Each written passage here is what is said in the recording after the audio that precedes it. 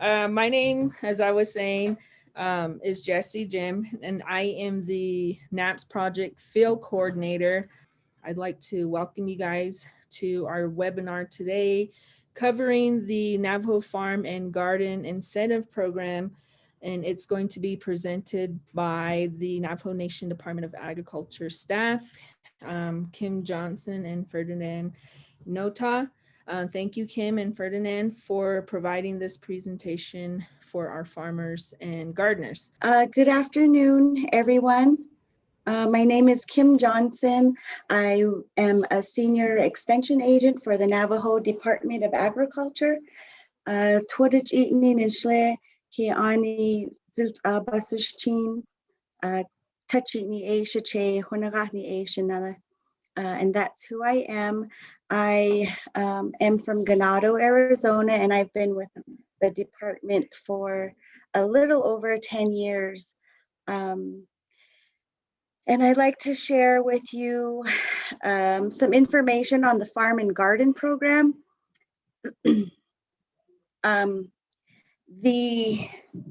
A lot of people are asking where the funds came from for the AIF, and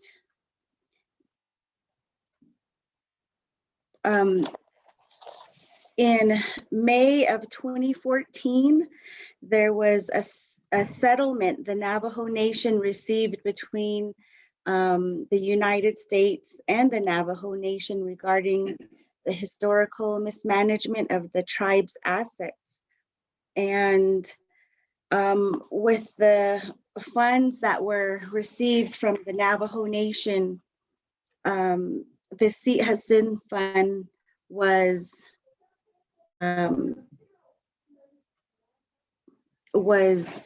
created.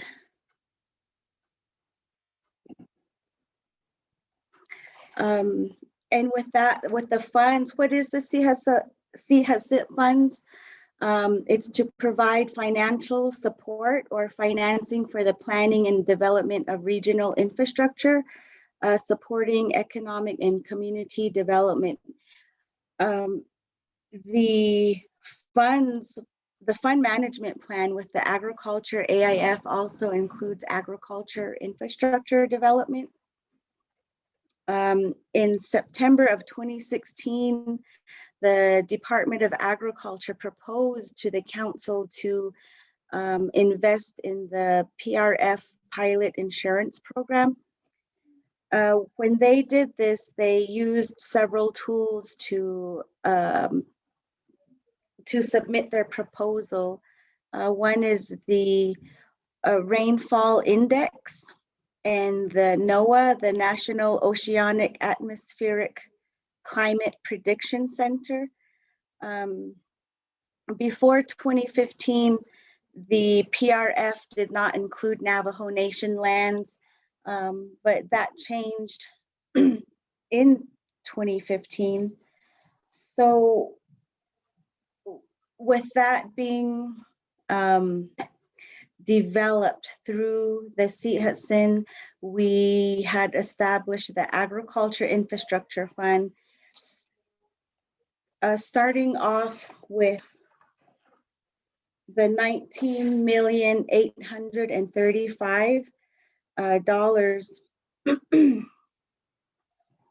and this came from the net of the indemnity payments. Part of that will go back to refund the CHASIT fund program, which helped us invest in the insurance.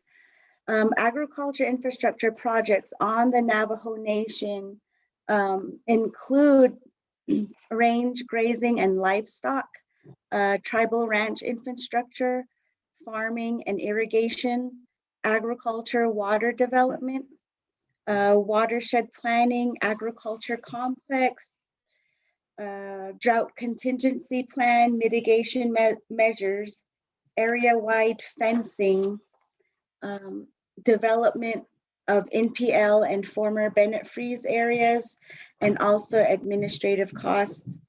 With the fund management plan, there were 24 funded projects, 9 capital projects for agriculture, water development managed by the Department of Water Resources, 9 capital projects for livestock range and land management managed by the Department of Agriculture, 1 capital project for forestry, drought mitigation, and 4 non-cap projects for fish and wildlife.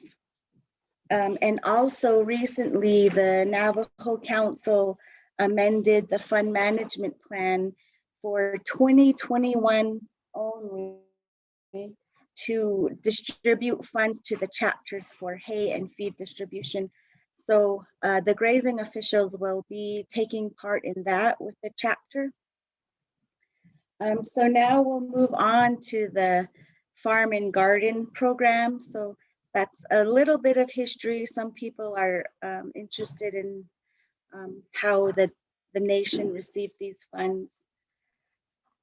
So the farm and garden program, we would like to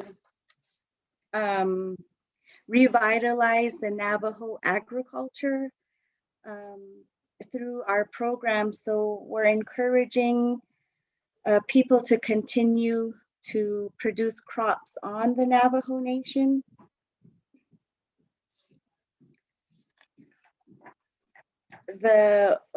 So we did create an application that has been sent out to the chapters and all the Navajo Nation departments and past participants in the AIF programs. So a lot of people are asking, what is this program? How do I qualify? And where do we submit applications? So to qualify, you do need to be on the Navajo Nation. Your garden or your farm project does have to be on the Navajo Nation. We encourage your project to be fenced. We would like for everyone's crops to be protected from outside livestock.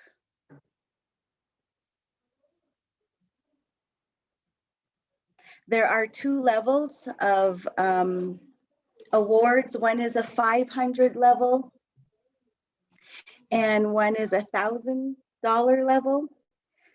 So for gardeners, they would be able to qualify for the 500. If an individual has an agriculture land use permit, they would be able to qualify for the $1,000 amount. And we are reviewing the applications on a case-by-case review. We have received to date about 80 applications, and it's really getting a lot of attention, so we're happy with the response.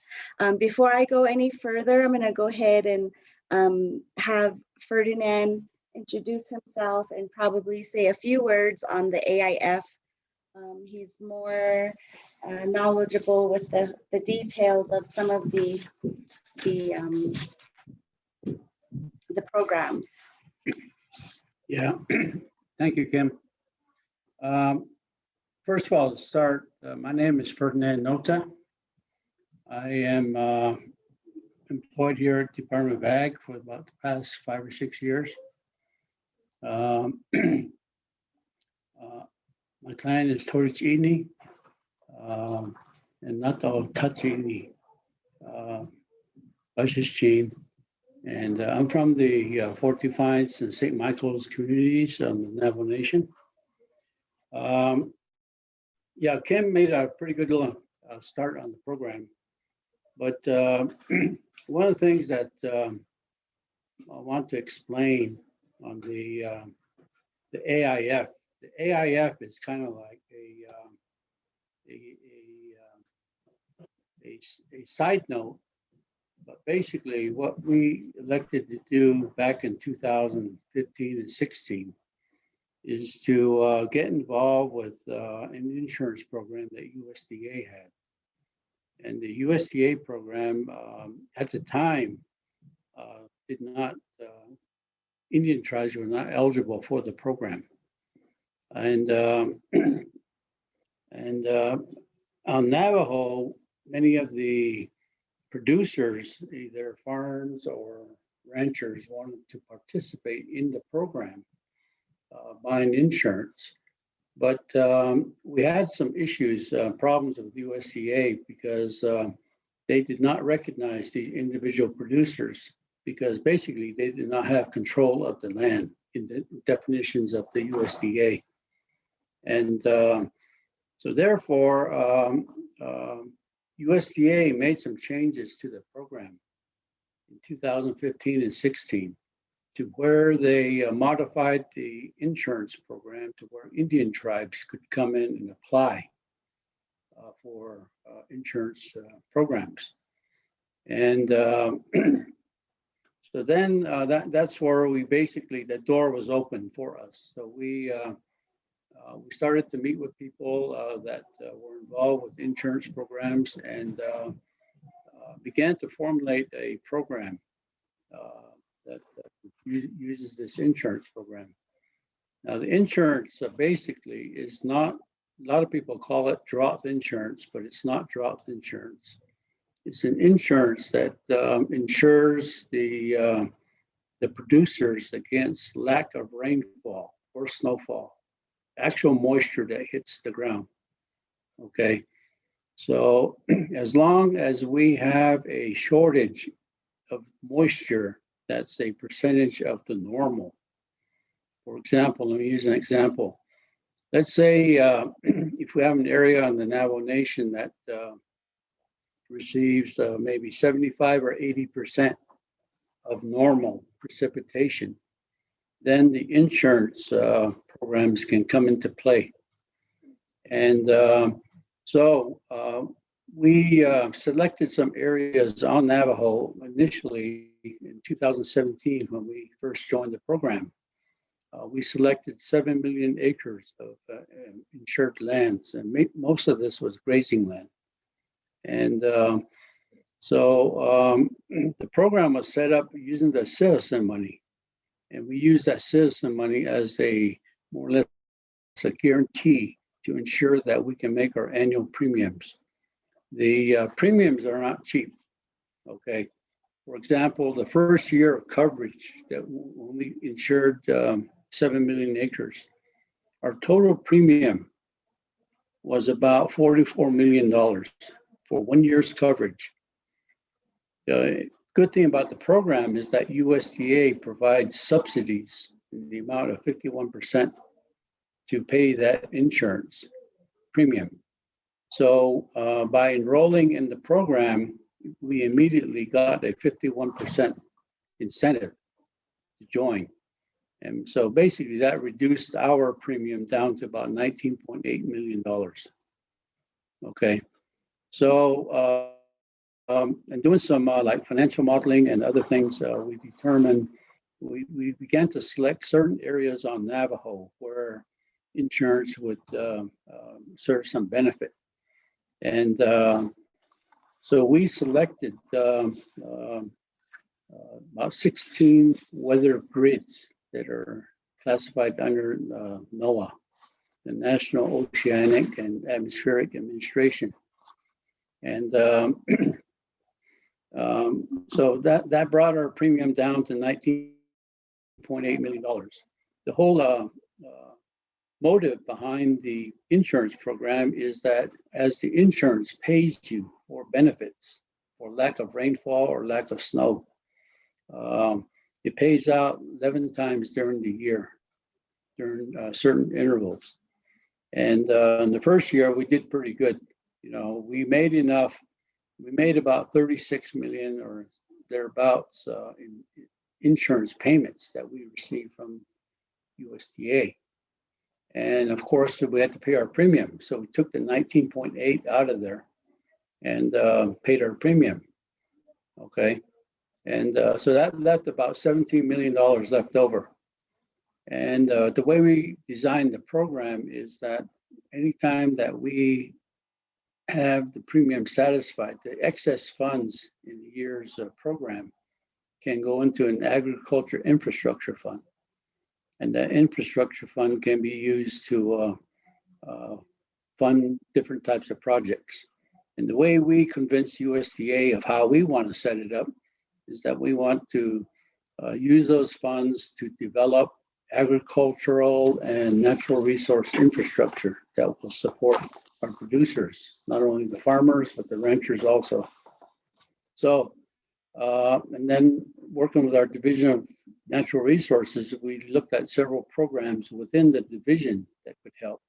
For example, the water resources people, they could help on developing some water, maybe taking care of windmills and earth dams and that sort of thing. Maybe establishing some reservoirs, getting into some watershed programs. And then the Fish and Wildlife people came in and they wanted to do some projects that deal with wildlife habitats and protect those habitats and enhance them. And then, of course, agriculture, we came up with a variety of programs, including incentive programs. The main purpose of the incentive programs is to use the incentives as a way to encourage people to get back into farming. Because as agriculturalists, you know, we drive the reservation and so forth, and we see prime farmlands here and there or ranch lands, but the only issues that we have is the lack of water. And so anyway, we designed programs and we took all our projects that we came up with and ran it back to the Resources Development Committee of the Navajo Nation Council. And they approved $17 million worth of projects in the first year. And so anyway, that kind of served as the base for operating. Then we move into the second year of coverage. And just so happened that the second year, we were faced with a more severe drought on Navajo, where there was more or less and less water that fell in the form of rainfall or snowfall. And in the end, after we paid our premium, we had a net gain of about $28 million. And so that $28 million can go into infrastructure projects again. And however, the RDC has only allocated 19 million of that. So there's still 9 million that needs to be allocated. And we have our project listing and so forth. And so we're working with the RDC to try to get some of our projects approved so that we can proceed. And but basically that serves as a basis for operating. And the effort that we are trying to do here is, again, we're looking at the food sovereignty issues of Navajo. You know, we know we're in a food desert, and we also have outside forces such as climate change and things like that we can't control. So anything that we can do to promote agriculture and natural resource development, and also to get our youth involved in agriculture. And we're hoping that this farm and garden incentive program will get a lot of youth, younger people, back into farming or learning how to farm, and maybe setting up gardens and learning to get their hands dirty and their clothes kind of dirty, you know, and working in the gardens. But anyway, I just want to share that with you today, and I don't know what our time frame that we have to speak here, but the farm and garden thing is something that we're very excited about, because normally when programs are delivered, one of the biggest hang-ups that we encounter in many programs is that the requirement for people to either have a grazing permit or an agricultural land use permit. And there's some programs that don't even touch people that don't have these permits. And we know that there are many producers out there that have home gardens or small fields. that they can grow vegetables and maybe produce some of their own food. You know, the agricultural census says that we have about 14,000 farm operators on the Navajo Nation. And some of us, you know, we drive the roads and so forth, and we scratch our heads and wonder, where are these farms? You know, and then you have about maybe 3,000 or 4,000 livestock operators out there that are active. And that's a shortage, you know, because there's about 12,000, 13,000 grazing permits out there. But realistically, there's only about maybe 33,000 to 3,500 of those producers that are actively producing livestock. So then questions arise as to, you know, what are people doing with their permits? And then we drive the reservation and we see a lot of fields that are fenced and nothing but a lot of weeds growing and a lot of brush growing and so forth. So you wonder, you know, were those farms ever farmed? And what were the limiting factors of people staying in farming? And of course, you know, everybody finds a job and they work 8 to 5 and go to job and get a paycheck. So then there's less time to spend at home going to gardening. So anyway, we're trying to re-encourage that, revitalize the agricultural activity on Navajo. Okay. And the Farm Incentive Program is one of the incentive programs that we come up with to encourage farming and gardening. Another incentive that we have is paying out an incentive to help people reduce their herds. Because during drought, with lack of water and a lot of stress on the vegetation, you know, it's only wise that cattle producers begin to reduce their herds to a more manageable level. Because we hear horror stories about people hauling water 30, 40, 100 miles a day just to haul water to their animals. So, but anyway, we're also trying to partner with our outside agencies like the U.S. Department of Agriculture. And so we're working with them to see if we can get their participation on programs. And hopefully we can get into doing some other things. You know, some big dreams that we have is like maybe establishing seed banks and things like that, and do some water harvesting and so forth on Navajo. But the program has a lot of potential on Navajo. So, and I know other tribes are watching us. When we signed up for the insurance program, we met with other tribes, you know, like the Hopi and the Tohono O'odham and other tribes that the Wallapais, you know, they are watching what we're doing. Now they're adopting, you know, they're buying into the insurance program also. And some of them are getting some very good benefits from the program at this point. So anyway, but we think that, you know, Navajo can make a case for demonstrating an active dry land farming type of concept, because not many parts of the nation have rivers that flow through it other than the San Juan River Valley, you know. And a lot of our reservoirs are silted up and their delivery systems have a lot to be desired. So, but anyway, we're trying to take a look at that, and we got some potential with the American Rescue Act that's coming about.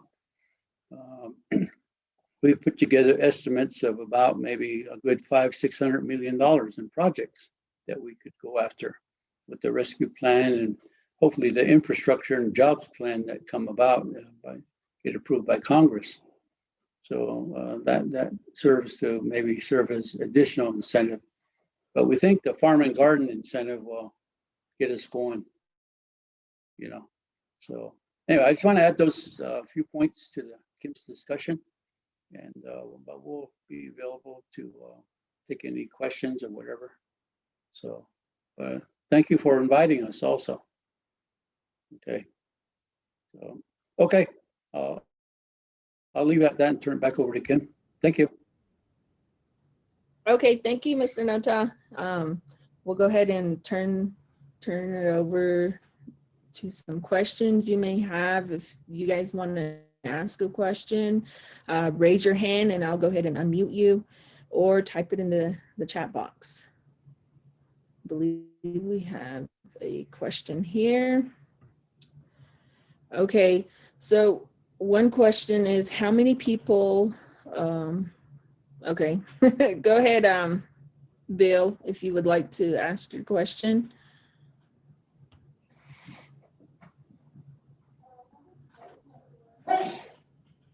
Okay, well, we're waiting for Bill to ask his question.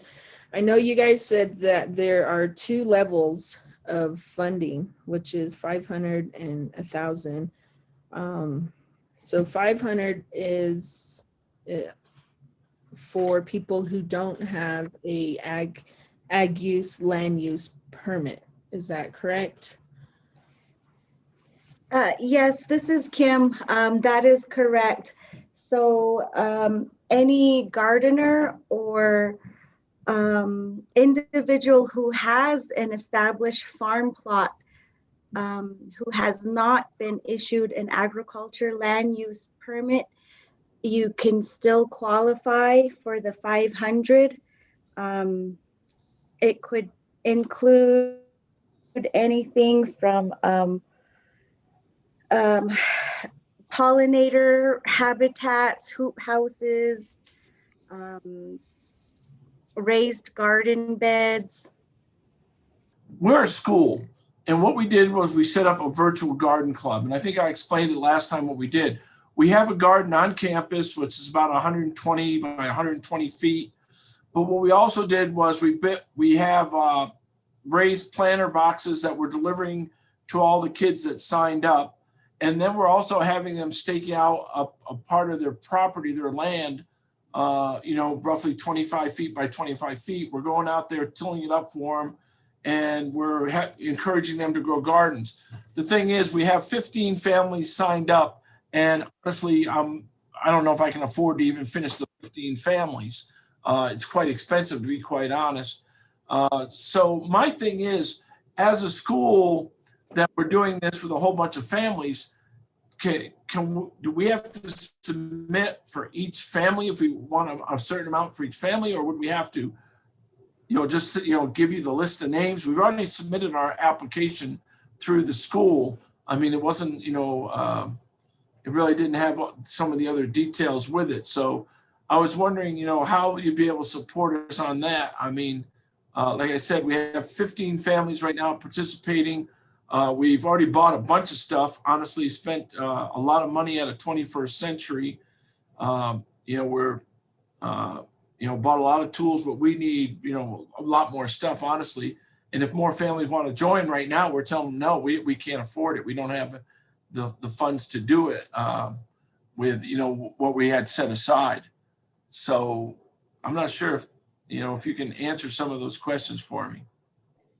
And I guess what we'll do on a situation like that is evaluate the proposal. It looks very exciting. We can somewhat become innovative, Okay. where maybe we could issue a block grant of sorts based on the number of students that are participating in the project. And for example, we were just talking about maybe get 25 students and looking at maybe $250 up to $500 per student to get involved, and maybe get them some tools and some other things, some seeds. Yeah, and he could use some of the funding to build his raised gardens and so forth. Yeah, and that's what we're doing. Like I said, we've already started the program, but yeah. And I did submit an application with a quick, description. I didn't put the names of the families down yet, but like I said, we cut it off at 15 because, like I said, honestly, we don't have enough money, to go past that, and we're hoping, to get by with what we have, but we definitely, need more things that, little things that we didn't even think of, like getting the kids gloves to work in the garden, and yeah. Like I said, Bill, we can approach it kind of like a mini block grant. Okay, well, my application is in for Delcon Community School, so. Yeah. Okay, so that answers my question. Thank you very much. We have a question down from Rama, and they're asking if they can apply. They don't issue farming permits. They can apply as a gardener. Okay, do you guys have a cap on how many residents can apply? Or, you know, the deadline is May 30th. Yeah, I guess the cap would be 300,000 Navajos in one little group. Okay, all right. This is Kim. I did see a question regarding the can school groups and senior citizen centers apply? Yes, any Navajo tribal member could apply. Of course, agriculture land use permit holders, even range management unit managers, if they are willing to defer their livestock for reseeding, they could apply for the farm and garden incentive. School groups, of course, and local clubs could apply. So that would include the senior citizen groups. Okay, great. So one thing that I did want to mention is the applicants who are receiving the $1,000 amount will receive a 1099 NEC from the Navajo Nation. And I believe with that, you would be able to file a Schedule F when you're doing your taxes. So that was one thing I wanted to mention. And Jesse and Michael, a comment there is that when we were talking with USDA about this insurance program, they shared some of their experiences in delivering their programs. And basically, one of the biggest limitations that they had in assisting people was that Native Americans were very short on record keeping, especially demonstrating what they have grown traditionally. And there are some limitations like irrigated lands to get some funding through NRCS. If you get on irrigated lands, you must have irrigated within the past 6 years, and those sort of things. But again, what we want to do is we want to show that what is the plan, having a crop report filled out before they plant, kind of show us what the plan, the dream is. And then as they go through the season and harvest time, submit another crop report to show us what they've accomplished. And hopefully this will not be a one-time thing. Hopefully we kind of create a program that becomes self-sustaining at some point. Okay. And like if we help out a gardener or a small farmer, maybe we can give them some assistance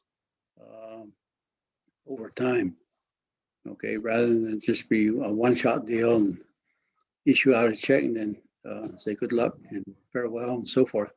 But we'd like to keep those communications open with the people.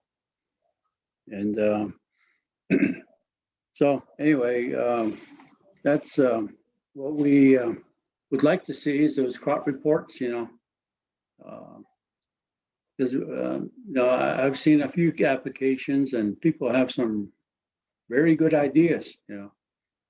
Some want to raise bees, some want to get in there and control the weeds and the brush, and some want to even try make an attempt at some water harvesting. So anyway, there's some good ideas coming out from the people, and it's very encouraging.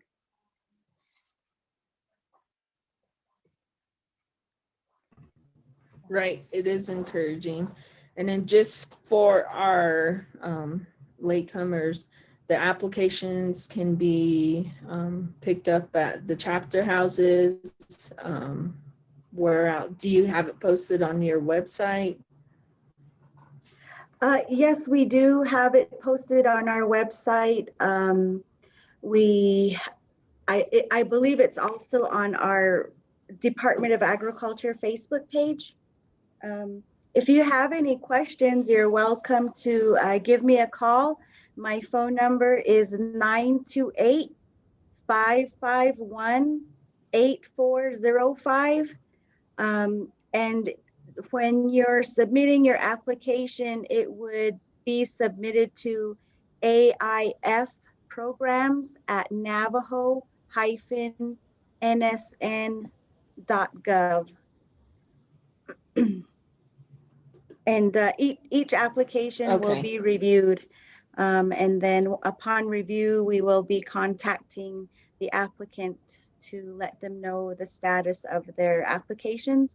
So right now we do have close to 100 applications, and we are processing payments as the applications are complete. So as of right now, I think probably about 15 farmers and gardeners have received their funds. The deadline is May 30th. So I encourage people to submit their applications as soon as possible. I'm really pleased with the response pilot project, and it's great, really great to read these applications and see what different methods are being used across the nation. I think the one that was really impressive was the bee harvesting, and we hope to see more of those types of projects. That concludes our Q&A sessions. There's another comment coming in, right? Okay, thank you, Kim and Ferdinand, for the presentation. It's very exciting and encouraging. We'll go ahead and post information on where to apply and your contact information. And then We will we would be like to invite advertising for a public information officer to help us on this too also. So that's coming down the pipe pretty quick. So. Okay, that sounds Okay, good. thank you. All right, thank you. As you see there on the screen, I'd just like to invite everybody to our webinar tomorrow, focused on gardening with senior centers. The Zoom link is there and it's from 3 to 4. So join us if you got the time.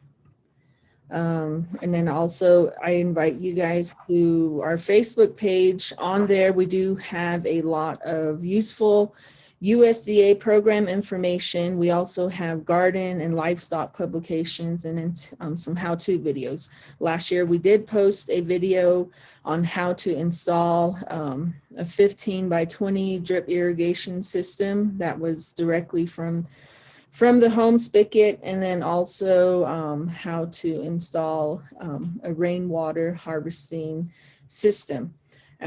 Just be on the lookout. We're going to post some more how-to videos on how to build a 25 by 25 garden, and then also how to install drip irrigation from a barrel. So that will be focused on gardening, gravity flow, sorry. Okay, so with that, thank you again for everyone for tuning in on Facebook and then also signing in here on Zoom. There's our contact information. Thank you. Don't forget the survey when you log out. I believe that's it. So please continue to be safe, wash your hands, wear your mask, and continue practicing social distancing. Have a great rest of the day, everyone. Thank you again. The Native American Producers Success Project, or NAPS project in short, is a collaborative effort between DNET Inc., a nonprofit organization, the New Mexico Cooperative Extension Services, and DNET College Land Grant Office. This project is being funded by USDA's Office of Partnership and Public Engagement and the Outreach and Assistance for Socially Disadvantaged and Veteran Farmers and Ranchers program. The NAPS project field staff consists of myself, our assistant field coordinator, Sharon Sandman, and our technology media coordinator, Jana Johnson. So the overall goal of the NAPS project is to increase the profitability and long-term sustainability of Navajo farmers and ranchers. To help us achieve this goal, there are some activities that we are currently providing in 4 key areas, which include improving Navajo farm and ranch operations through a series of workshops focusing on crop-related topics and livestock-related topics. We are also increasing our Navajo farmers and ranchers' knowledge of and access to available programs and technical assistance provided by USDA, BIA, Navajo Nation, New Mexico Cooperative Extension Services, DNET College Land Grant Office, and other professionals. We are also strengthening the organizational capacity of the Navajo Farmer and Rancher Congress to address the current and future needs of Navajo farmers and ranchers. If you guys are interested in being part of the Congress, please contact us. And last but not least, facilitating Navajo farmers and ranchers' use of USDA programs such as NRCS, FSA, and RMA programs.